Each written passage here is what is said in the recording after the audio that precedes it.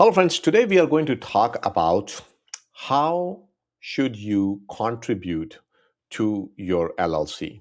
Now, your LLC was perhaps set up for the purpose of real estate. Maybe you're buying a property. Maybe it was set up because you want to be part of a partnership. Maybe it was built for a business. Maybe you have a side hustle or something that you want to start, and that's why you set up the LLC, or perhaps even more complicated structures like S corp or C corp. And when we are, when we start a project, when we are, just starting to look for something or you want to start something, we're super excited and we just want to get started. So we don't pay attention to a lot of minor details. So there are a lot of things to talk about, but I'm going to focus on some key elements that are often missed. For example, once I contribute the capital, obviously I contribute that capital because I want to grow it, right? I want to make more money from my money. But at the same time, I also need to think about protecting what I put into that investment. So, for example, let's say if you are into a stock market or you do some other kind of investment, one of the strategies you should always be thinking is how are you hedging against the bet you're making? How are you protecting yourself? And that's because most people don't really hedge themselves. That's why they end up losing at the end, even if they made the right choice. Why? Because of volatility in the market. But anyhow, that's a topic for another day.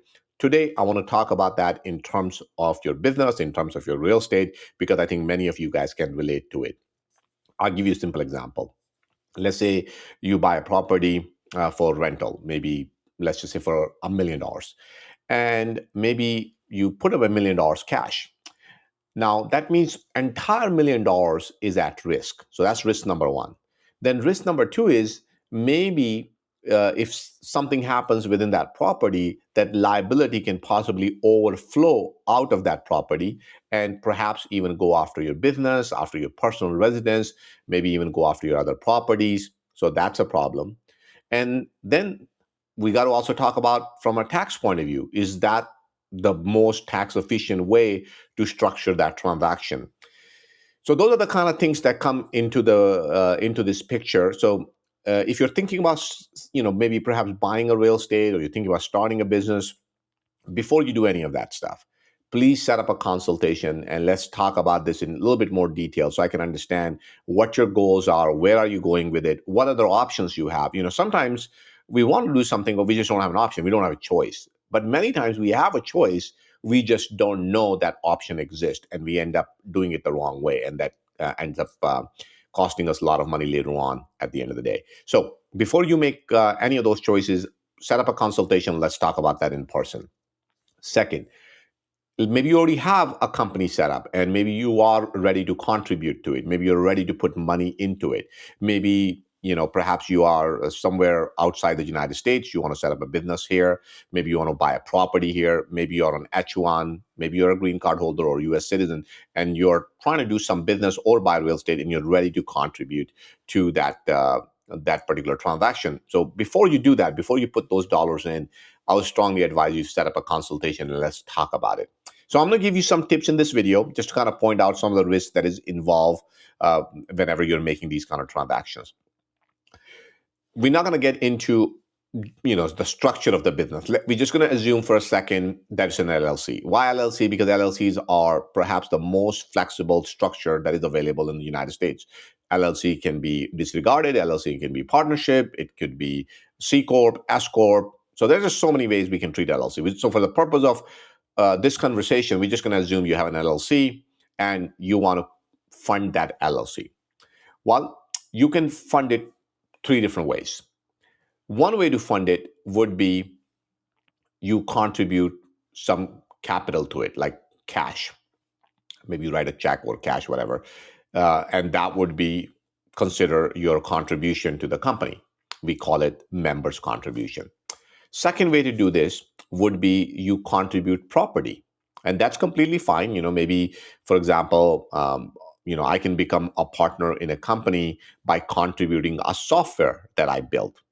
That's I'm adding value to the company, And that's completely fine as well. So I can contribute some sort of asset to the company, and that would be my contribution. So I can do it either personal contribution via cash, or I can do it with a property contribution. Third one is that I can take a loan. So I can, for example, maybe there's a partnership and I want to get involved in it, and it requires $100,000, but I don't have $100,000. So maybe I go to, for example, some sort of third party, let's say SoFi or Capital One or Chase, something like that. Somebody else out there, and I say, look, I need $100,000. They say, we're going to charge you 10% interest rate, and we're going to give you this $100,000. It's like a personal loan. And I take that $100,000 and I contribute back. Again, that will be a capital contribution, even though I took the loan under my name. So that's another way to do it. And the fourth way would be that the LLC itself takes a funding. However, the member personally guarantees that funding. That means the LLC is getting the contribution directly from a lender, but that loan is guaranteed by a member. That would be still considered as a contribution from the member. So those are some of the ways that you can contribute. Now, which way you're going to contribute, obviously that's going to depend upon many factors. And after 10, people just contribute. They don't even think about factors. So I'll give you some ideas. Well, what is the purpose for funding? That's important. What kind of risk exposure do you have or you're comfortable with? Most people don't even ask that question.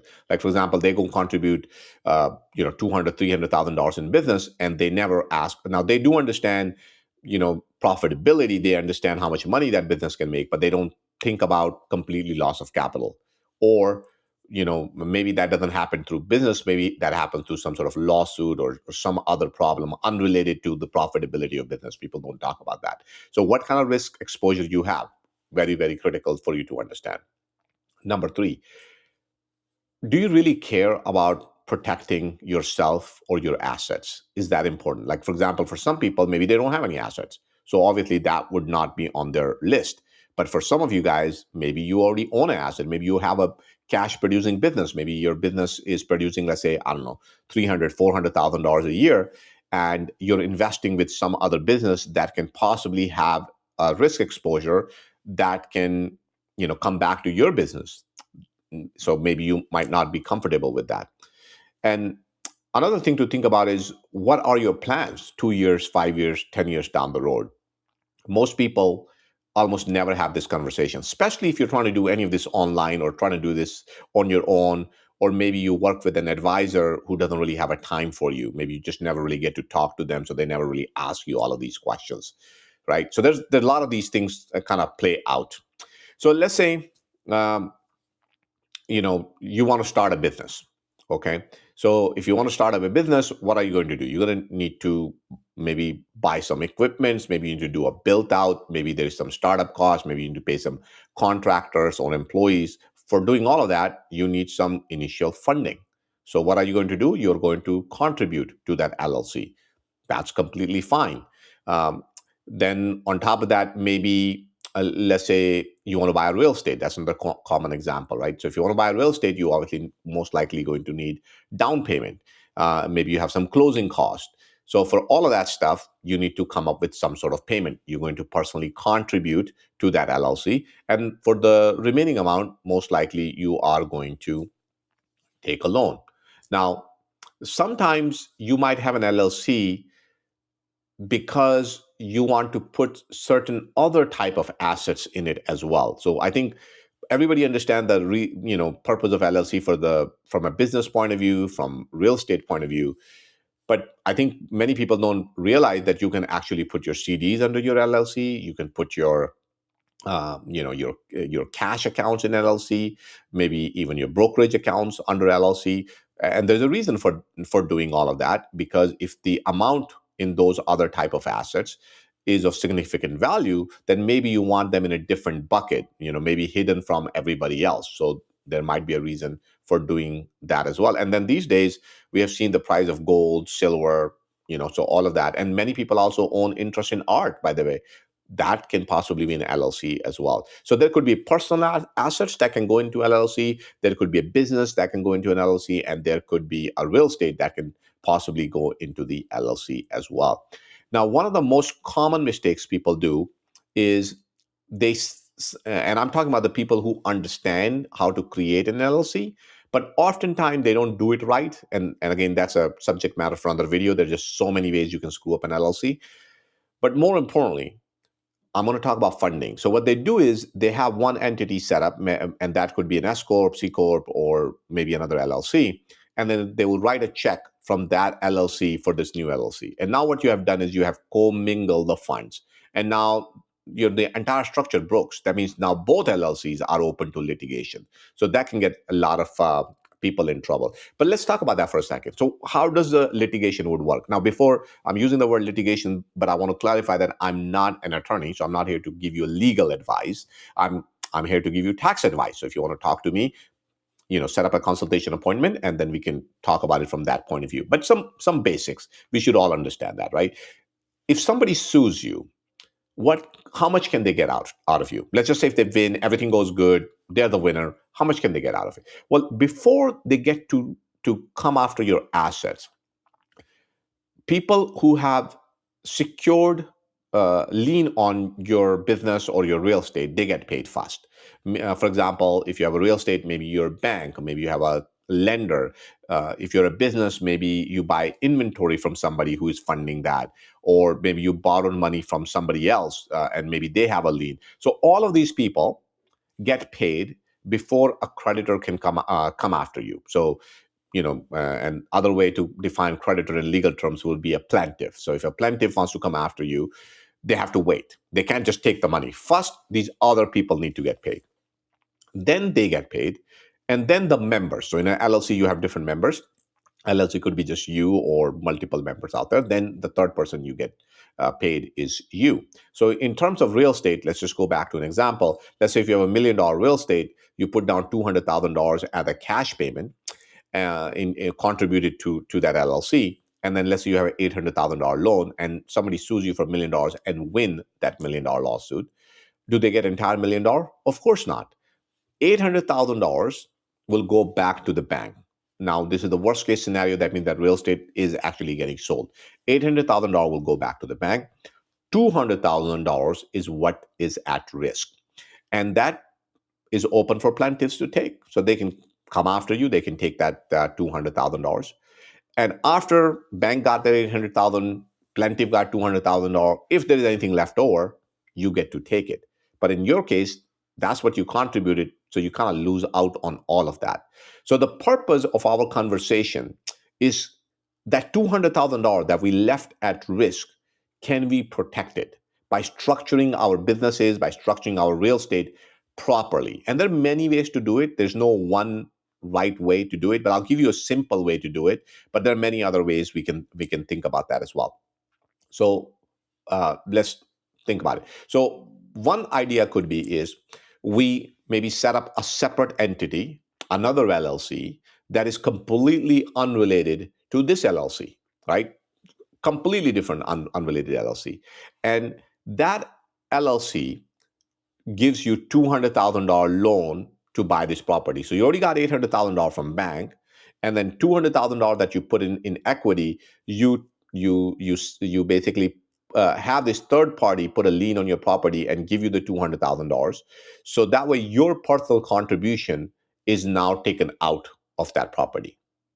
Okay. Now, can you still write off the interest payments you're making? Absolutely. Do you still have a title to the property?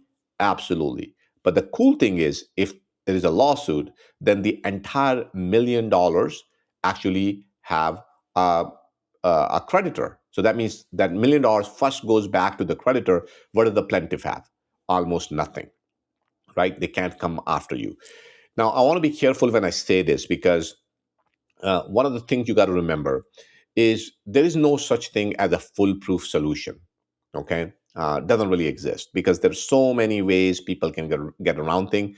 The idea here is to make things a little bit more difficult for somebody to come after you. Like if you leave the money on the table, there is a likelihood somebody might steal it. But if you kind of put it in a vault and then you hide the vault, then more than likely they might not find it, and if they find it, they cannot unlock it, and most likely you will save that money. But Is it possible? Can they find it? Of course. Is it possible? Can they unlock it? Absolutely. So I shouldn't say 100%, but it's better than everybody else.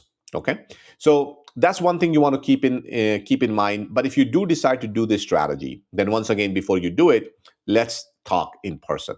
Why? Because most likely it would be a good idea to get an attorney involved, and let's have a proper loan agreement. Let's have a proper promissory note. Let's properly put a lien on the property. Let's make sure we properly pay the interest back to that third party entity that we have set up. So there are a lot of other steps are involved in there. And I'm saying that because if you just do it without having a proper consultation, without having a proper structure, without having all of these documentation in place, you're putting yourself on risk. And that risk is even more worse because now, once again, you're opening yourself up to more problems, basically, because the plaintiffs can look at it from so many different angles that can get you in trouble. So that was a good example for real estate. But what about business owners? Can you do the same thing? Absolutely. You can certainly do that as well. You can start your business for small capital, maybe $10,000, $5,000, and rest of it could be funded by a third party company that we set up somewhere else, and that company funds it. So you fund to that company, and that company will fund the LLC. So once again, you have added a layer. So you have added a creditor to this LLC. So that makes it a little bit harder for other people to do it. Now, in case of business, then we take one more step, which is UCC1 financing statement. So we basically think of it like a lien on your business. We're telling the whole world that, hey, look, we have a stake in this company. So if somebody sues that company, somebody sues that business, then that capital is very well protected. But again, only way it works is if you have proper documentation, you have a proper interest rate, you're making those interest payments on time, and you're keeping the record of all that, and the money is moving properly. So that's why it's important to really talk to somebody and make sure everything looks pretty good. Okay. Um, Another thing to keep in mind is, depending upon how you put the property into LLC, you cannot loan real estate to an LLC. Okay. You literally have to transfer the title. You need to transfer the ownership of a property. So sometimes what people say, like, let's say if I have one property and I want to contribute that property to LLC, what they would do is they would take a loan against that property, like dollars basically, and then they will contribute dollar. Well, in this case, that would be personal contribution, not a contribution of a property. If you're going to contribute a property, that means it needs to transfer the title. For example, maybe I have a truck. If I want to contribute the truck, that's I need to transfer that title to that particular LLC, and now the fair market value of that truck goes as my property contribution for that LLC, and it's all get recorded. So those are some basic things you want to keep in mind before you do any of this thing, or before you put a single penny into any kind of LLC. Ask yourself some questions, simple things like, what is the purpose of me getting involved? What am I really doing here? What do I want to get out of it? 2 years down the road, 3 years down the road, 5 years down the road, what are my goals here? Um, do I really care about protecting my assets? How much assets do I have at risk? What is the risk of getting sued? What am I going to do in case I get sued? These are some tough questions that oftentimes people ignore. So if you have partners involved, more than one person, definitely do consultation. Let's talk about it.